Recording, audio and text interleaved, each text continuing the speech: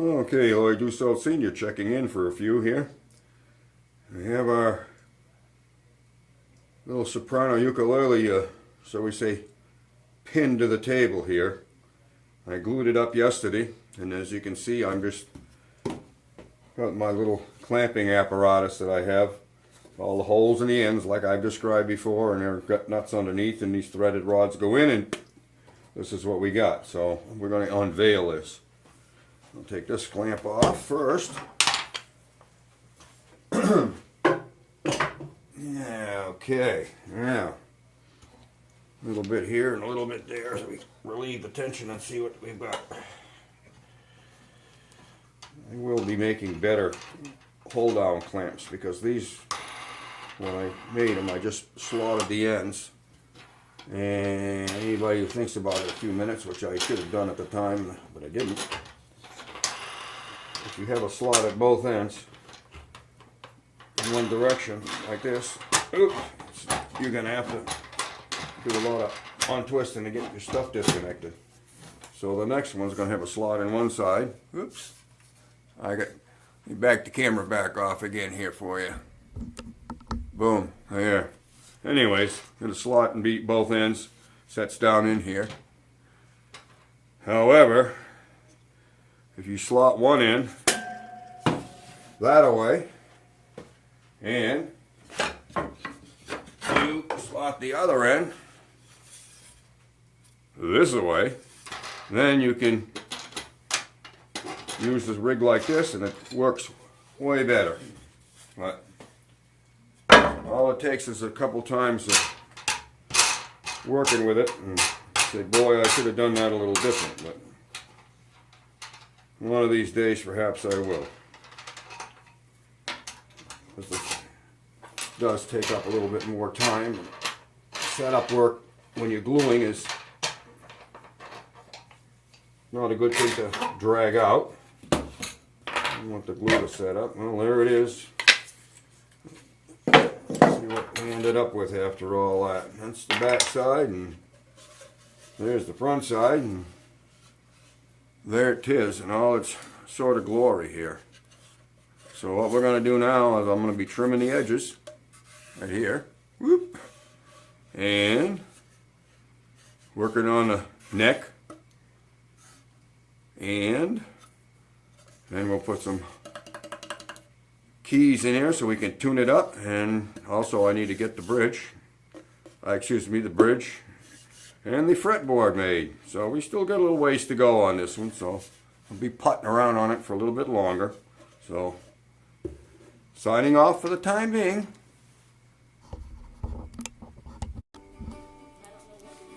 Good morning.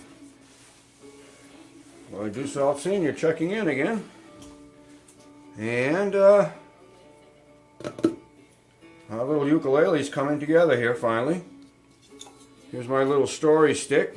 I have laid out, transferred the lines to the new fretboard, and with a little bit of music from Carolyn and Friends, which includes me and Carolyn Hutton and Paul Mangin. Our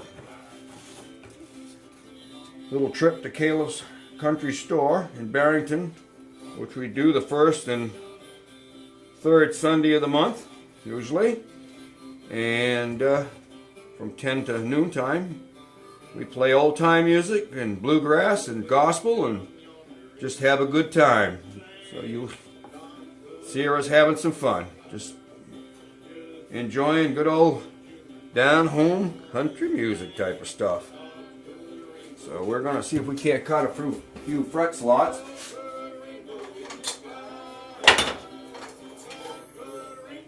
Yeah, I have my little handy-dandy saw that I built for cutting. These, this is clamped down to the bench, and like I said, I've got all these holes in the side so that I can bolt things down where I need them and keep everything under control.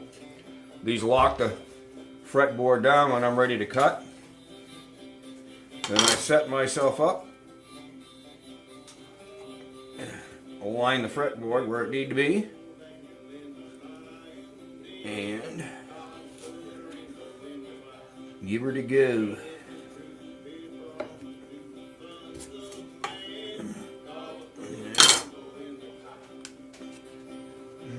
The most important thing is we don't want anything to move. We want everything to be squared up along here. Otherwise we won't have a good straight shot.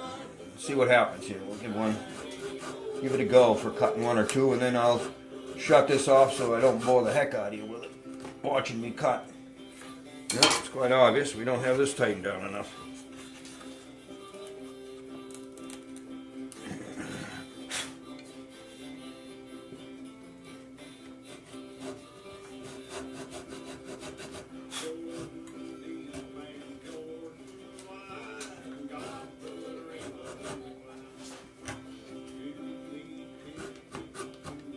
Come on, girl.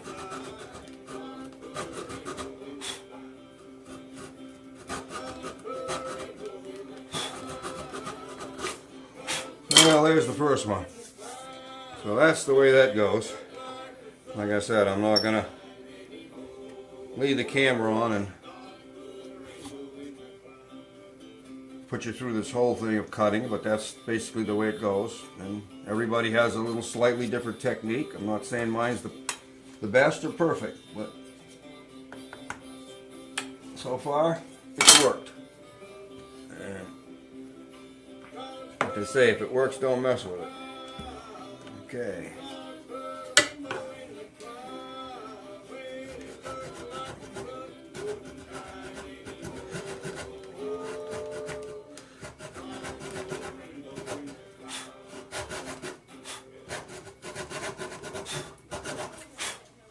Okay, there's a couple of them cut.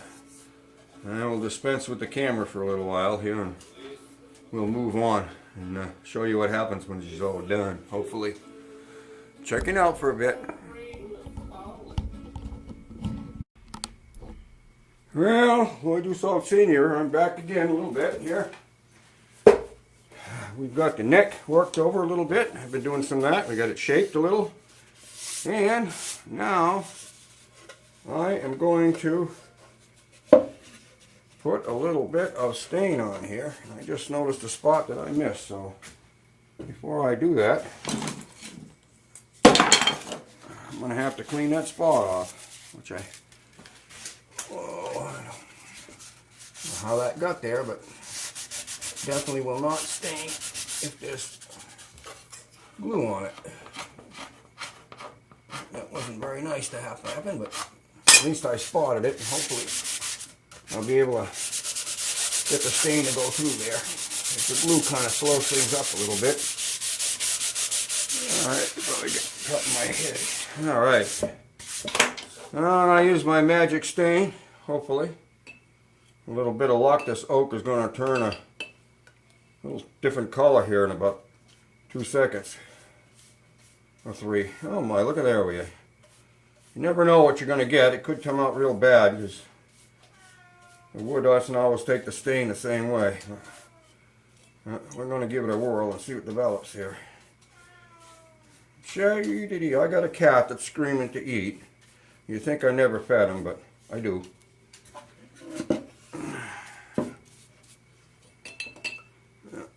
I'll see a couple spots where I may have to do some sanding. Glue may have come through on me. Oh my goodness, I think he was going to croak there. Well,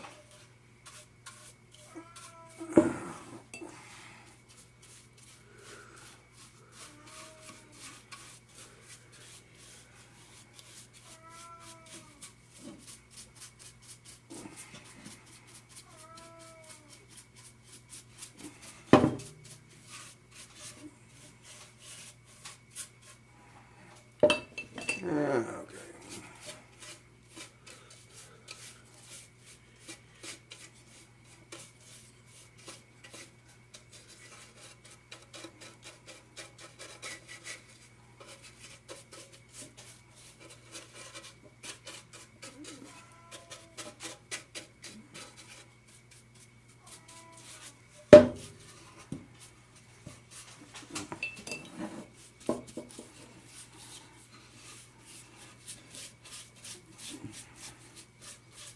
No telling what we're going to end up with this kind of stain. Sometimes it's pretty and, well, sometimes not quite so pretty.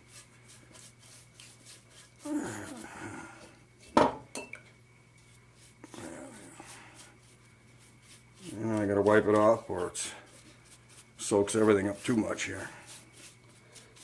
I don't want that to happen either. Just don't want to miss any spots either. So. You can see some spots do darken up better than others, unfortunately. That's the way it goes moving west, I guess.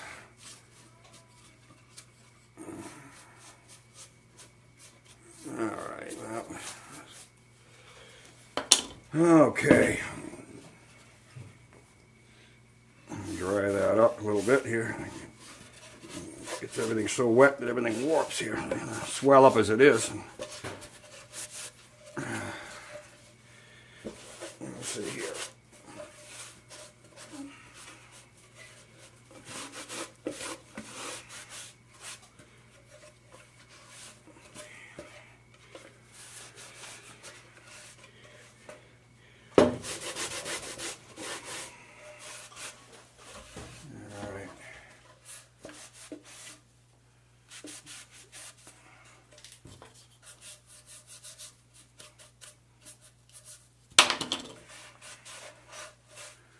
Alrighty now, still going strong here, making a mess. We're all over the place, but see if we can't clean it up a little bit. There, what she looks like. Yeah, a little spot where I can see some glue must have stuck. Right in this area, right here. Yeah.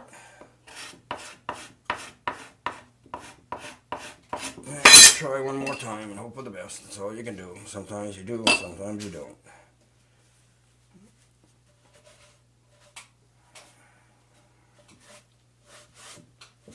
Yeah, it's the wood itself, you can see on either end it's a little different, but what I'm going to do, I'm going to take out the trusty hair dryer and help it dry just a bit.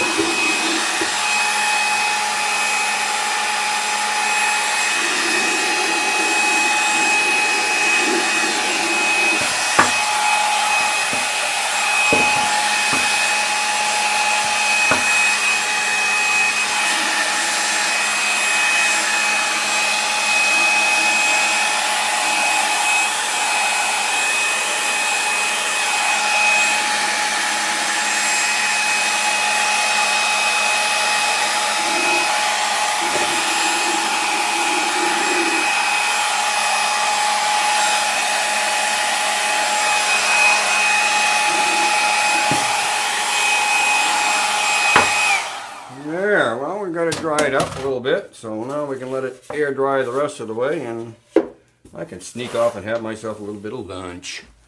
Check it out.